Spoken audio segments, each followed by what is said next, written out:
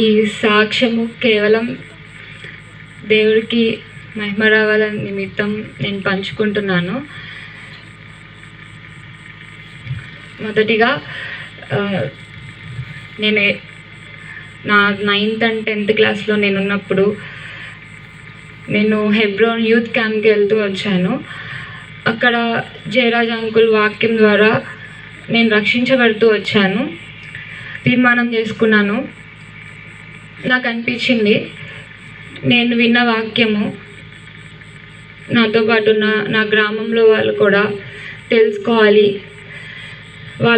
వాళ్ళు కూడా దేవుణ్ణి విశ్వసించాలి అని నాకు ఎంతో ఆశ కలిగింది. కానీ నేను వాళ్ళని తీసుకెళ్ళాను. వాళ్ళకి నేను దేవుడి వాక్యం చెప్పినా మేబీ అది వాళ్ళు దాన్ని రిసీవ్ చేసుకోకపోవచ్చు అన్న ఉద్దేశం నాకు కలిగింది. అందుకని నేను అనుకుంది ఏంటి అంటే, ఈ వాక్యము నా గ్రామంలో ఉన్న ప్రజలందరికీ చేరాలి, ప్రతి ఒక్కరు తెలుసుకోవాలి, యేసు ప్రభు నిజమైన దేవుడు అని చెప్పి ప్రతి ఒక్కరు తెలుసుకోవాలన్న ఉద్దేశంతో నేను దేవుడి దగ్గర ప్రార్థిస్తూ వచ్చాను 10th క్లాస్లో. ప్రభా, నీ చిత్తం అయితే నా గ్రామాన్ని నీకు అప్పగిస్తున్నా. నా గ్రామంలో అనేక మంది విశ్వాసుల పిల్లలు రక్షణ లేని వాళ్ళు ఉన్నారు, ఎంతోమంది నీ గురించి తెలియని వాళ్ళు ఉన్నారు అని చెప్పి నేను ప్రార్థిస్తూ వచ్చాను. అప్పుడు దేవుడు నాకు ఇచ్చిన ఆలోచన, ఎవరి ద్వారా నేను రక్షించబడుతూ వచ్చాను అలాంటి వాళ్ళనే నా గ్రామంలోకి పిలిపించి మీటింగ్స్ పెట్టించాలి, అట్లా వాళ్ళు దేవుడి గురించి తెలుసుకుంటారు అని చెప్పి నేను అనుకుంటూ వచ్చాను. అప్పటి నుంచి నేను దేవుడి దగ్గర ప్రార్థన చేస్తూ వస్తున్నా. ఇలా మీటింగ్స్ పెట్టించాలి అంటే అది చాలా ఖర్చుతో కూడిన పని, కాబట్టి ఇది నా తల్లిదండ్రుల మీద నేను డిపెండ్ అవ్వలేను. అందుకని చెప్పి నేను ప్రార్థించినప్పుడు దేవుడు నాతో మాట్లాడుతూ వచ్చినాడు. ఇది నా అంతటా నేను చేస్తేనే దేవుడికి మహిమ వస్తుంది అని చెప్పి నేను అనుకుంటూ వచ్చాను. అదే రీతిగా ఇలా చేయాలి అంటే నాకు జాబ్ కావాలి. ఇది నా మొత్తం 10th క్లాస్లో నేను అనుకుంది. 5 years, ఇప్పటికి 6-7 years అయింది. అప్పటి నుంచి నేను ప్రార్థిస్తున్నప్పుడు నేను బీటెక్ ఫైనల్ ఇయర్లో ఉన్నాను. బీటెక్ ఫైనల్ ఇయర్లో ప్లేస్మెంట్స్ వస్తూ ఉండే. దేవుడిని నేను అడుగుతూ వచ్చాను, ప్రభా నీకు మహిమ రావాలి, నా గ్రామంలో అనేక ఆత్మలు రక్షించబడాలి, నువ్వు నన్ను ఈ గ్రామంలో ఉంచావంటే నా పట్ల నీకు ఏదో ఒక ఉద్దేశం ఉంటుంది, కాబట్టి మీరే సహాయం చేయండి అని చెప్పి నేను ప్రార్థిస్తూ వచ్చాను. అయితే బీటెక్ ఫైనల్ ఇయర్లో నేను ఉంటూ వచ్చినప్పుడు ప్లేస్మెంట్ డ్రైవ్స్లో చాలా కంపెనీస్ వచ్చాయి, కానీ మా బ్యాచ్కి చాలా జాబ్స్ తక్కువ ఉన్నాయి. కానీ నేను దేవుడిని విశ్వాసం ఉంచాను. దేవుడు నాకు చాలా కంపెనీస్లో ఆపర్చునిటీస్ ఇచ్చారు. కానీ ఫైనల్గా విప్రో, మీ అందరికి కొంతమందికి తెలుసు, ఆ కంపెనీ మా కాలేజ్కి వచ్చింది. నేను అప్పుడు దేవుడి దగ్గర అడుగుతూ వచ్చాను, ప్రభా ఇది చాలా పెద్ద కంపెనీ కదా, దీంట్లో నాకు ప్లేస్మెంట్ ఇవ్వవా అని చెప్పి నేను దేవుడి దగ్గర ప్రార్థించి 3 రోజులు ఫాస్టింగ్ ఉన్నాను. దేవుడు నాకు ఎంతగానో సహాయం చేశాడు. ఫస్ట్ రౌండ్ నేను క్లియర్ చేసుకున్నాను. సెకండ్ రౌండ్కి వచ్చేసరికి వాళ్ళు గ్రూప్ డిస్కషన్ లాగా కండక్ట్ చేశారు. దాంట్లో వాళ్ళు అడిగిన క్వశ్చన్ ఏంటంటే, ఎవరో ఒక గ్రేట్ పర్సన్ గురించి చెప్పండి, ఏదో ఒక టాపిక్ తీసుకొని చెప్పండి అని చెప్పారు. అప్పుడు నేనేం చేశానంటే మా విలేజ్ గురించి చెప్దాం అనుకున్నా. ఈలోగా ఇంకొకళ్ళు సేమ్ అదే టాపిక్ చెప్తూ వచ్చారు. సరే, నాకు అర్థం కాలేదు. ఏదైతే అదైంది, వస్తే వచ్చింది, పోతే పోయింది అని చెప్పి నా దేవుని గురించి నేను చెప్పడం మొదలుపెట్టాను. ద గ్రేట్ పర్సన్ గురించి చెప్పమన్నారు కదా, నేను దేవుడి గురించి చెప్తానని చెప్పి నేను అక్కడ ఇంటర్వ్యూయర్ ముందు దేవుడి గురించి చెప్తూ వచ్చాను. Jesus Christ is the great person అని చెప్పి నేను మాట్లాడుతూ వచ్చాను. అది ఆయనకి నచ్చలేదు. సో ఆ సెకండ్ ఇంటర్వ్యూలో నన్ను రిజెక్ట్ చేశారు. సో నేను ఏంటంటే వెళ్ళిపోదామని డిసైడ్ అయ్యాను. బట్ నా ఫ్రెండ్ ఏంటంటే ఆ సెకండ్ ఇంటర్వ్యూలో సెలెక్ట్ అయింది. నేను తన కోసం వెయిట్ చేస్తున్నాను. ఈవినింగ్ అయిపోయింది. అయితే డ్రైవ్స్ కండక్ట్ చేసే సార్ నా దగ్గరికి వచ్చి, నువ్వు కమ్యూనికేషన్ మంచిగా పెర్ఫామ్ చేస్తే నేను నీకు ఆపర్చునిటీ ఇస్తాను అని చెప్పి సార్ అంటూ వచ్చారు. సరే అని చెప్పి ఓకే చెప్పాను. నేను అసలు ఊహించలేదు ఆయన వస్తారు, అడుగుతారు అని చెప్పి నేను అసలు ఊహించలేదు. కానీ ఆ సమయంలో నేను అక్కడ కూర్చొని ఆలోచించింది ఏంటంటే, దేవా నీ ఇష్టం, నువ్వు నాకు భూమి ఇచ్చిన పని అనేక ఆత్మలు రక్షించాలని, నీ నామానికి మహిమ తీసుకురావాలని చెప్పి. సో అదేవిధంగా నేను వాళ్ళ ముందు నీ గురించి చెప్తూ వచ్చాను.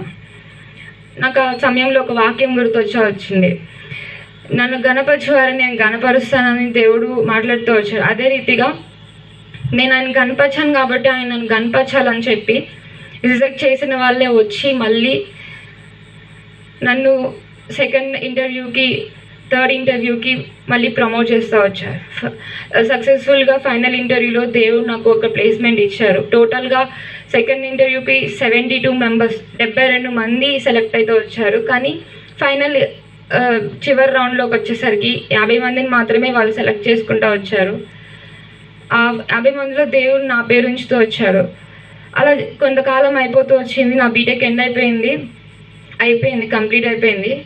బీటెక్ అయిపోయే దినాల్లో లాస్ట్ ప్రాజెక్ట్లో ఉన్నప్పుడు నేను నా ఫ్రెండ్ పుట్టినరోజుకి వెళ్తూ వస్తున్నప్పుడు పిడుగురాల్లో నాకు చిన్న యాక్సిడెంట్ అయింది. అప్పుడు నేను పొద్దున్నే లెగిచి నేను నా ఫ్రెండ్ స్కూటీ మీద వస్తున్నాం. అది 1 వే. అయితే నేను పొద్దున్నే లేచి యాక్చువల్గా ప్రార్థన చేసుకొని వాక్యం చదువుకొని నేను నా దినాన్ని ఆరంభించాలనుకుంటా, లేదంటే ఆ డే అంతా నాకు ఎదలా అనిపిస్తుంది అనమాట. అందుకని చెప్పి నేను చేసుకుందాం అనుకున్నా. కానీ ఆ సమయంలో నేను కొంచెం ఆత్మీయంగా పోతూ వచ్చాను. నేను దేవుడి వైపు చూడలేకపోయాను ఆ సమయంలో. కానీ దేవుడు నన్ను ఈరోజు ఇక్కడ నిలబెట్టాడంటే అది నేనైతే దేనికి పనికిరాని దాన్ని, కానీ దేవుడు నన్ను ఎంతగానో ఆశీర్వదిస్తూ వచ్చాడు, బ్లెస్ చేస్తూ వచ్చాడు. ఆ యాక్సిడెంట్లో నేను చనిపోవాల్సిన దాన్ని, నా ఎదురుగా లారీ ఉంది, ఆ ఎదురుగా వచ్చిన ఆటో నన్ను ఇక స్కూటీని ఎర్లీ మార్నింగ్ 6 గంటలకి స్కూటీ నన్ను మేము వెళ్తున్నప్పుడు అది వచ్చి మమ్మల్ని ఢీకొనింది. ఒకవేళ మేము లారీ ముందు కనుక ఉన్నట్లయితే మేము లారీ కింద పడి స్పాట్ డెడ్ అయిపోయే వాళ్ళం. కానీ దేవుడు ఎంతగానో సహాయం చేస్తూ వచ్చాడు. మాకు యాక్సిడెంట్ అయినప్పుడు నా రైట్ లెగ్, నా కుడికాలు ఫీమర్ బోన్ ఇరిగిపోయింది. నేను అప్పుడు ఆ బైక్ మీద నుంచి నేను పడిపోయినప్పుడు నాకు ఒకటే అనిపించింది, నేను ఎవరైనా పడిపోయినప్పుడు అమ్మ అనో ఎవరిదో కలుస్తారు, కానీ నేనైతే ఆ రోడ్ మీద పడిపోయినప్పుడు ఆ బాధ తట్టుకోలేక, యేసయ్యా నన్ను క్షమించు, ఒకవేళ నీకు విరోధంగా నేను ఏమన్నా చేస్తే, ఇది ఎందుకు నువ్వు ఇది అనుమతించావో నాకు తెలీదు, కానీ ఇది నీ మహిమ కొరకే అని నేను అనుకుంటున్నా అని చెప్పి నేను దేవుడితో అదే క్షణం నేను మాట్లాడుతూ వచ్చాను. దేవుడు ఎంతో సహాయం చేశాడు. అక్కడ ఉన్న వాళ్ళు అనుకున్నారు ఈ అమ్మాయి కాలు ఇరిగిపోయిందని చెప్పి అట్లా మాట్లాడుతూ వచ్చాను. నాకు చాలా భయం వేసింది. నేను ఇంకా నడవలేనేమో, దేవుడి పని చేయలేనేమో, నేను అట్లా అనుకున్నాను కదా, ఎందుకు ఇట్లా అయింది అని చెప్పి ఎన్నో ఆలోచనలు నాకు వస్తూ వచ్చాయి. నేను ఒక 3 నెలలు బెడ్ రెస్ట్లో ఉన్నాను, ఇంటి దగ్గరే ఉన్నాను. నా బీటెక్ కంప్లీట్ అయిపోయింది, విప్రోలో జాబ్ వచ్చింది, కొన్ని కంపెనీస్లో జాబ్ వచ్చింది, కానీ నాకు ఇంకా కాల్ లెటర్, ఆఫర్ లెటర్స్ రాలేదు. నేను దేవుడి దగ్గర ప్రార్థిస్తున్నాను, ప్రభా ఏంటి ప్రభా, ఏం చేయాలి, జాబ్ లేదు. నేనేమో ఇట్లా అనుకున్నాను, ఆత్మల విషయమే దేవుడు నాకు ఎంతో భారం ఇస్తూ వచ్చాడు. అనేక మందిని దేవుడి వైపు నడిపించాలి, దేవుడికి మహిమ తీసుకురావాలి అని చెప్పి అనుకుంటూ వచ్చాను. కానీ పరిస్థితులు చూస్తే చాలా ఘోరంగా ఉన్నాయి. నేను నిలబడలేని పరిస్థితి, ఎంతో బలహీనం అయిపోతూ వచ్చాను. కానీ ఆ సమయంలో దేవుడు నాకు ఎంతో సహాయం చేశాడు. నేను జాబ్ గురించి ప్రేయర్ చేసుకుంటున్నా, సరే ప్రభా నాకు ఇంకేదైనా జాబ్ అనుగ్రహించు నా దగ్గరలో. నాకు ఇప్పుడు యాక్సిడెంట్ అయింది, నాకు కాలు బాగాలేదు, నేను నడవలేని పరిస్థితి. నేను ఇప్పుడు ఎక్కడెక్కడో హైదరాబాద్, బెంగళూరు, చెన్నై వెళ్ళి నేను జాబ్ చేసే సిచ్యువేషన్ కాదు. మరి ఎట్లా ప్రభా నీ జాబ్, నేను నీ పని చేయాలి అంటే ఎట్లా అని చెప్పి నేను ప్రార్థన చేసుకుంటున్నప్పుడు దేవుడు నాకు కీర్తన గ్రంథంలో 37, 34లో యెహోవా కొరకు కనిపెట్టుకొని ఉన్నామని దేవుడు నాతో మాట్లాడుతూ వచ్చాడు. సరే అని నేను డైలీ ప్రేయర్ చేసుకుంటున్నాను. చాలా బాధ అనిపిస్తూ ఉండేది, ఇంత కష్టపడి ఎంత చదివినా ఏంటి జాబ్ లేదు, దేవుడి కొరకు ఇంత అనుకున్నాను, ఏం చేయలేకపోతున్నానే, రక్షించబడ్డాను, ఏం చేయలేకపోతున్నా దేవుడి కోసం అని ఎంతో బాధపడుతూ ఉండేది. కానీ దేవుడు తన వాగ్దానం ఇచ్చి నన్ను బలపరిచాడు. అది వాగ్దానం ఇచ్చిన కొన్ని దినాల్లోనే దేవుడు నాకు గుంటూరులోని ఒక స్టార్టప్ కంపెనీలో ఒక వెబ్ డెవలపర్గా నాకు పొజిషన్ ఇస్తూ వచ్చాడు. అది నేను ఒక 6 months చేస్తూ వచ్చాను. చాలా సఫర్ అయ్యాను. స్టార్టప్ కాబట్టి చాలా వర్క్ చేయించుకునే వాళ్ళు, చాలా ప్రెషర్ చేసేవాళ్ళు. కానీ దేవుడి మీద భారం వేశాను. నా మైండ్లో ఒక్కటే ఉండేది, నా గ్రామంలో ఉన్న వాళ్ళకి సువార్త చెప్పబడాలి. ఎవరి ద్వారా అయితే ఎట్లా అయితే నేను రక్షించబడ్డానో అట్లాగే అందరికీ ఆ వాక్యం అందించబడాలి. అట్లాగే అందరికీ తెలియాలి నా దేవుడి గురించి. అన్ని జనులకి, అవిశ్వాసులకి, ఎవరైతే ఉన్నారో వాళ్ళందరికీ తెలియాలన్న ఉద్దేశంతో నేను ఈ దేవుడి దగ్గర ప్రార్థిస్తూ వచ్చాను. అలా జరుగుతున్నప్పుడు 6 months కంప్లీట్ అయిపోయింది స్టార్టప్ కంపెనీలో. మేము చెన్నైలో వాళ్ళతో వర్క్ చేస్తూ ఉంటాం. అయితే ఒక ప్రాజెక్ట్ వచ్చింది. ఆ ప్రాజెక్ట్లో ఏం జరిగిందంటే మా మిస్టేక్ లేదు, కానీ అక్కడున్న వాళ్ళు ఏంటంటే మాది మిస్టేక్ ఉందని చెప్పి సీఈఓకి కంప్లైంట్ చేశారు మా టీంది. అందుకని చెప్పి ఆయన ఏమన్నారంటే, మీరు చెన్నై రండి, మీకు మళ్ళీ ఇంటర్న్స్గా మేము మీకు ట్రైనింగ్ ఇస్తాము అని చెప్పేసి అంటూ వచ్చారు. ఇట్లా ఇంత ట్రైనింగ్ తీసుకొని ఇన్ని 6 months చేసి మళ్ళీ ఇంటర్న్గా వెళ్ళాలంటే మేము వెళ్ళమని చెప్పి మా టీం అంతా రిజైన్ చేసాం. ఇప్పుడు మళ్ళీ జాబ్ లేదు. ఆ సంవత్సరం దేవుడు నాకు వాగ్దానం ఇచ్చాడు, నిశ్చయంగా నీ చేతుల కష్టార్జితం నువ్వు అనుభవిస్తావని. నేను దేవుడి దగ్గర ప్రార్థన చేస్తూ వచ్చాను. ప్రభా, నువ్వు నాకు వాగ్దానం ఇచ్చావు కదా, మరి ఇప్పుడు వెంటనే జాబ్ 6 నెలలే కదా నేను చేసింది, వెంటనే జాబ్ ఎందుకు ఇట్లా అయిపోయింది అని చెప్పి చాలా బాధపడ్డాను. కానీ ఒక్క వారమే నేను ఖాళీగా ఉన్నా. తర్వాత వెంటనే నాకు తెలిసిన ఫ్రెండ్ ద్వారా ఒక టెక్నికల్ ట్రైనర్గా నాకు ఒక ఆపర్చునిటీ వచ్చింది. అది ఫ్రీలాన్స్గా, అంటే దానికి ఒక కాంట్రాక్ట్ లాగా ఒప్పుకుంటాను అనమాట. అట్లా నాకు ఫ్రీలాన్స్గా నాకు ఆపర్చునిటీ వచ్చింది. అయితే నేను సరే చేద్దాము ఏముంది అని చెప్పేసి నేను ముందుకు వస్తూ వచ్చాను. ఒక 15 రోజులే నేను ఆ పని చేస్తూ వచ్చాను. కానీ నాకు నెల జీతం ఇచ్చారు. 15 రోజులు నేను పని చేసి, కానీ ఏ నెల కూడా నాకు జీతం తగ్గలేదు. దేవుడు నాకు ఇస్తూనే ఉన్నాడు. నేను అడిగినప్పుడల్లా దేవుడు నన్ను బలపరుస్తున్నాడు. అది అయిపోయింది. ఆ ఫ్రీలాన్స్ ప్రాజెక్ట్ కంప్లీట్ అయిపోతుంది అన్న సమయంలో నేను మళ్ళీ ప్రార్థిస్తున్నా, ప్రభా ఈ ప్రాజెక్ట్ అయిపోతుంది, మళ్ళీ నాకు జాబ్ ఉండదు ఏంటి అని చెప్పి నేను ప్రార్థన చేసుకుంటున్నప్పుడు నా ఫ్రెండ్కి ఎవరు హైదరాబాద్లో వేరే ఒక కంపెనీలో వాళ్ళు రిఫరెన్స్ ఇప్పిస్తా అన్నారని చెప్పి తనకు చెప్పారు. యాక్చువల్గా తను ఏంటంటే, నువ్వు కూడా వస్తావా అని చెప్పి అడిగింది. సరే వస్తా అని చెప్పేసి అని ఒక పక్క ఇది చేస్తూనే ఈ ప్రాజెక్ట్ అయిపోతున్న టైంలో నేను తనతో పాటు హైదరాబాద్ వెళ్ళాను. మార్నింగ్ వెళ్ళాను. 4 interviews అయిపోయినాయి. అన్ని రౌండ్స్ దేవుడు కంప్లీట్ చేయడానికి ఎంతో సహాయం చేశాడు. నేను అసలు అనుకోలేదు నాకు వస్తుందని. ఎవరైతే నా ఫ్రెండ్కి రిఫరెన్స్ ఇప్పిస్తా అన్నారో తను సెలెక్ట్ అవ్వలేదు, కానీ దేవుడు ఆ కంపెనీలో నన్ను సెలెక్ట్ చేసుకున్నారు. సో ఆ రీతిగా నేను హైదరాబాద్ వెళ్ళకూడదు అనుకున్నా, కానీ దేవుడు హైదరాబాద్ తీసుకెళ్ళాడు. ఆ కంపెనీలో నాకు జాబ్ ఇస్తూ వచ్చారు. వెంటనే ఏ నెల కూడా నా పొజిషన్ ఆగలేదు. ఏ నెల కూడా నేను చింతించలేదు. వెంటనే దేవుడు వెంటనే అన్నీ ఇస్తూ వచ్చాడు. ఇంకా అప్పటి నుండి పోయిన సంవత్సరం ఏప్రిల్ 14వ తారీఖు హైదరాబాద్ జాబ్లో నేను జాయిన్ అయ్యా. అదే తిరిగి వచ్చే సంవత్సరం దేవుడు ఏదైతే నేను అనుకున్నానో ఈ దినాన ఈ యొక్క మీటింగ్స్ విషయంలో ఎంతగానో సహాయపడుతూ వచ్చారు. దేవుడు ఈరోజు నేను ఇక్కడ నుంచొని ప్రాణాలతో నిలబడి ఇంతగా నేను ఇట్లా ఉన్నాను అంటే అది కేవలం దేవుడు నాకు చేసిన మేలు మాత్రమే. ఒక విధంగా చెప్పాలంటే I'm not at all worthy, but దేవుడు నాకు ఎంతో సహాయం చేస్తూ వచ్చాడు. ఇచ్చిన వాగ్దానం నెరవేరుస్తూ వచ్చాడు. ఈ మీటింగ్స్ విషయంలో కూడా దేవుడు, ప్రభా ఈ మీటింగ్స్ ఈ సంవత్సరంలో నీకు ఇష్టం అయితే నువ్వు వాగ్దానం ద్వారా మాట్లాడు ప్రభా నేను ప్రార్థన చేసుకున్నప్పుడు ఎహెస్కేలు 29:21లో దేవుడు నాతో మాట్లాడుతూ వచ్చారు. వారిలో మాట్లాడటానికి నేను నీకు ధైర్యం కలుగజేస్తాను అని చెప్పి. సరే నాకు అనిపించింది ఇది ఎందుకు కొంచెం దేవుడి చిత్తంగా ఉంది అని చెప్పి.